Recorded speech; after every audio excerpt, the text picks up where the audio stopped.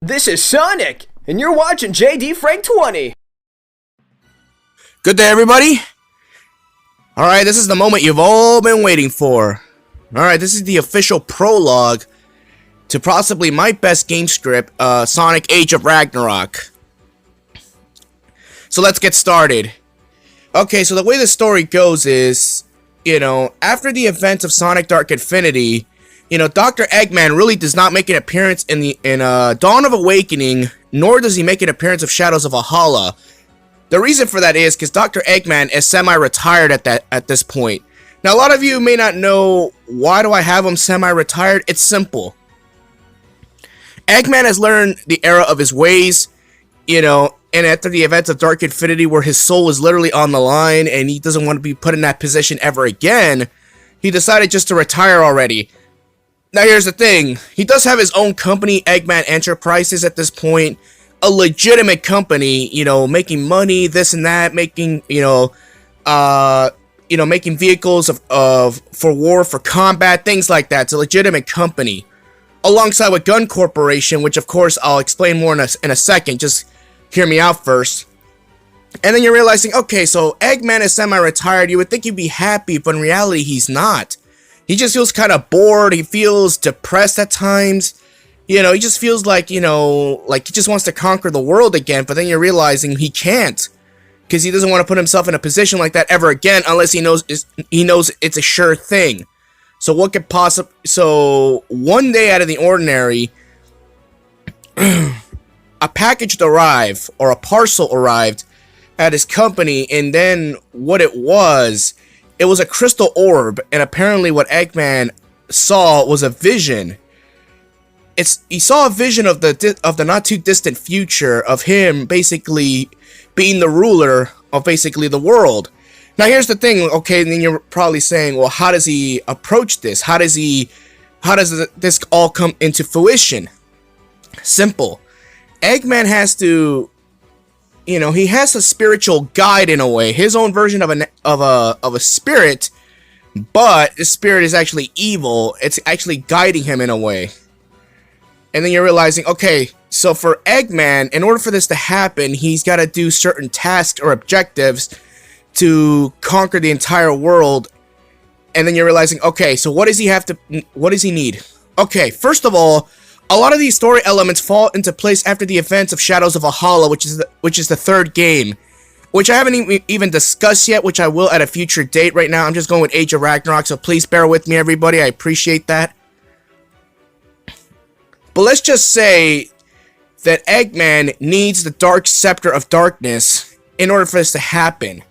Which, of course, the Dark Scepter is held in a vault under very, very tight security at Gun HQ. The reason for that is because after the events of Shadows of Valhalla, I'm not going to go into too many details, but let's just say that Scepter is going to be the key to what Eggman needs to conquer the world.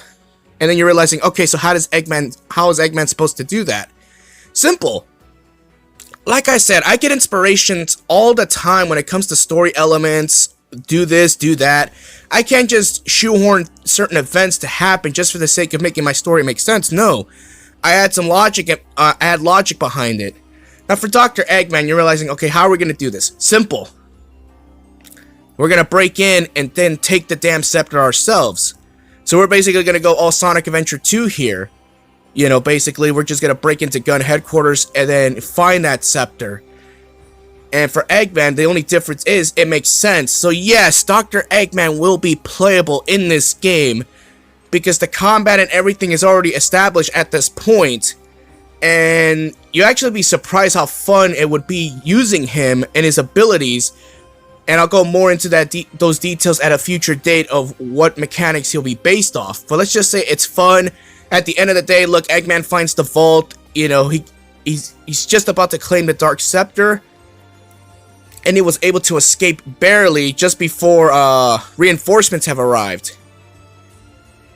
And then you're possibly realizing, okay, so what's the whole purpose of this Dark Scepter? Simple. Eggman has to break the Dark Scepter in order to set the spirit of basically the villain of Shadows of Valhalla, aka his name is Malachi. He is a dark, sinister villain, and trust me on this, he is possibly going to be 10 times better than Mephiles ever was as a dark villain. And here's the difference. I don't write him off. I don't kill him off for a great villain. I've been hearing reports, everyone keeps saying, oh, Mephiles was, he was an amazing villain. Unfortunately, they killed him off at a point where you can't even bring him back. Even with the best of storytellers, you can't. It's impossible. And, well, what my story is, after the events of Shadows of Valhalla, one of the last things that Malachi was able to do to preserve himself was an ancient edict that he was able to seal himself within the Dark Orb itself, or the Dark Scepter itself. Because he knew one day somebody would actually break that scepter. And knowing Eggman, he's, being the desperate man that he is, he does. And right off the bat, okay, so now Eggman's got a worthy ally. Yes, however, Malachi does not have a body at this point. He's nothing more than a wandering spirit. He doesn't have a body because his body was obviously destroyed after the events of Shadows of Valhalla. All he is just a wandering spirit at this point. A dark spirit at that point, but he's still a spiritual guide at Dr. Eggman. And then these two start plotting, and then the rest, and they just say, okay, let's do this, let's do that. Dr. Eggman at one point, he's not the traditional Eggman who's just gonna build mechs, this and that, same song and dance. No. Eggman goes off. He takes a sabbatical from his company and discovers his true love when it comes to science. He studies in alchemy. He studies, and high advances of science, mathematics, things like that. And he learns a lot along the way. So at the end of the day, Eggman, learns this power, thanks to Malachi's influence, to become a sorcerer or witchcraft. So he's not your traditional fat scientist with an IQ of 300. No, this is a more serious Eggman. He's more determined to conquer his main goal. And all of this, you think, people would start to suspect, why is Eggman taking a sabbatical from his company, which is a legitimate company? Well, then some others will question it, like they're saying, don't worry about it. Maybe Egghead's just taking a couple of months off to clear his head. No big deal. Like people, like Tails starts to get a little suspicious. Why is he gone for this long? And others just don't care. They got their own lives. They could care less of what Eggman's doing. They know he's retired in a way, so you don't have to worry about something. But where in reality, the Doc's up to something big. And you're all probably wondering, according to the thumbnail, why do I have Amy Rose like that? Well, simple. There is a horrific event that takes place almost halfway through the story. At the end of the day, look, Malachi eventually does get a new body thanks to the help of Eggman using alchemy. But I'll leave that at a separate part. Look, at the end of the day, look, Malachi was able to do something so terrifying. He was able to summon a powerful creature so terrifying that a village was nearly destroyed and wiped out, and Sonic and company were all incapacitated, not dead, just incapacitated. Just before they were all captured, both by Eggman and Malachi, who were laughing maniacally at this point. Like, you gotta realize these two are cold, heartless bastards. I gotta write them in a way where these guys are so savage. You, the player, have to care about the story. Sonic's last words, prior to pushing Amy out of the way so she wasn't affected in a blast, was that don't give up. And then at the end of the day, all three were captured as she was able to retreat along with a small force. She had to witness basically seeing, Malachi's forces carry Sonic, Silver, and Shadow away and encapsulation orbs, while the other two just laugh it off as if, they won. So then Amy goes off on a long journey. Like, you're probably saying, like, how do we go from a sweetheart hedgehog to basically, a commander? That's simple. I just came up with this concept not too long ago. I call it Amy's journey. In a way where she has her own story, she has her own adventure. We build her up, and then she's just traumatized because of the event. Now, in a way, do the heroes still have a resistance? They do in a way, but it's not like a huge resistance. It's just like smaller forces here and there. They're kind of independent here and there. Look, at the end of the day, if I have to make someone interim commissioner or interim commander, I think the most sense would be Vector. Because Vector is a detective, Vector's tough, he's charismatic, and he makes 10 times more sense than fucking Knuckles in a way. Knuckles could be, he could be a great, he could fight and all that in the front fields, but when it comes to leading and all that, Vector just makes more sense. I'm surprised Sega dropped the fucking ball on that. Vector the Crocodile makes more sense. Team Chaotix, they have the experience, he's got the notoriety. Come on, and he's a fan favorite. So he would have to take over temporarily. Meanwhile, Amy's off doing her own thing. She's basically off the grid at this point.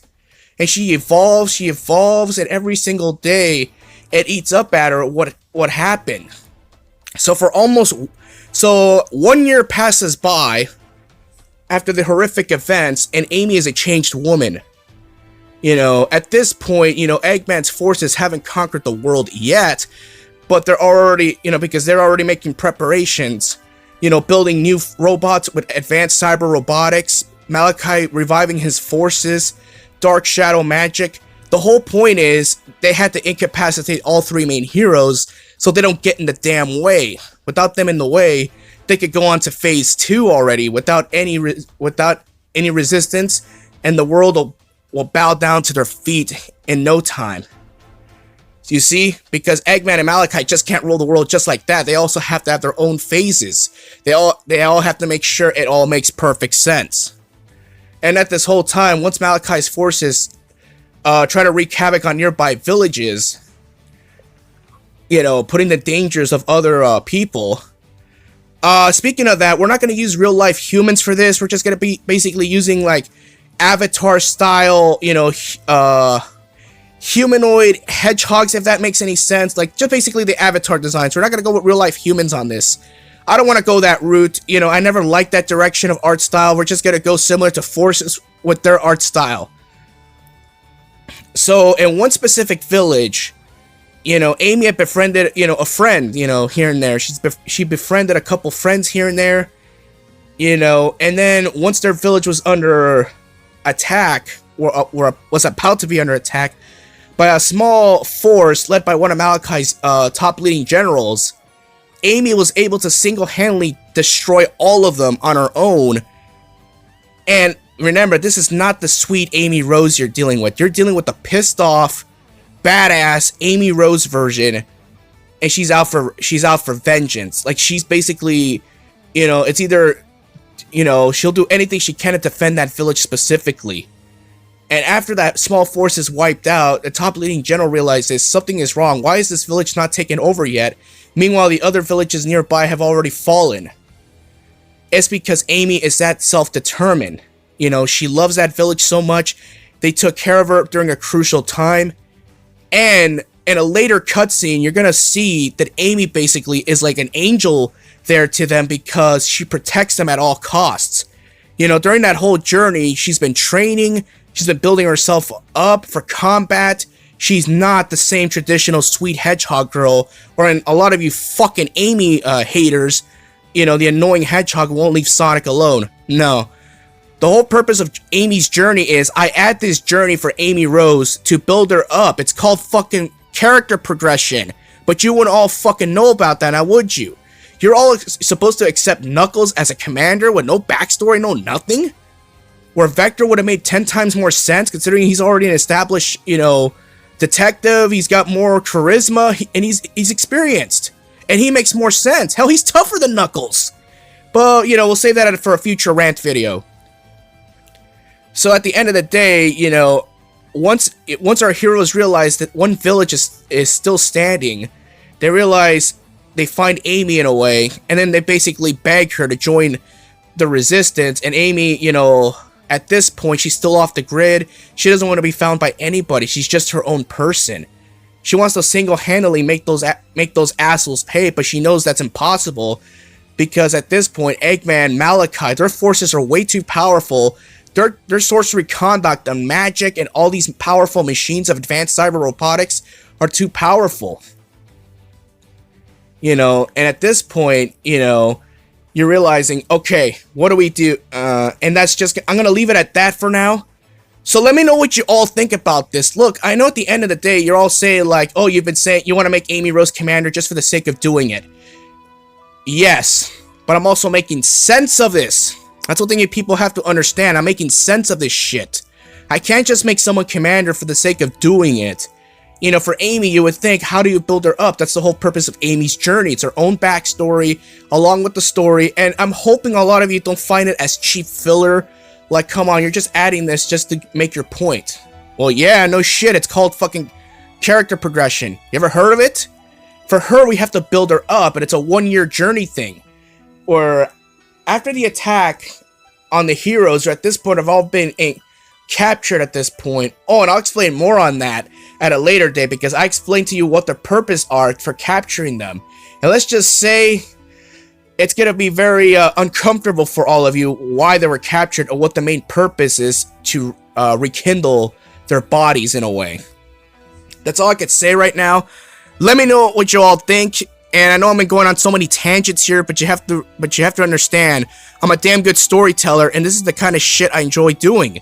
You know, Age of Ragnarok is going to be my biggest story right here. I'm going to all guns and blazing here for this story. You know, at the end of the day, you know, I want Amy to be the commander, but at the way I want her to have a cool look at the same time, telling her she's not here to fuck around. You know, I gotta go. Give me your thoughts. Peace out.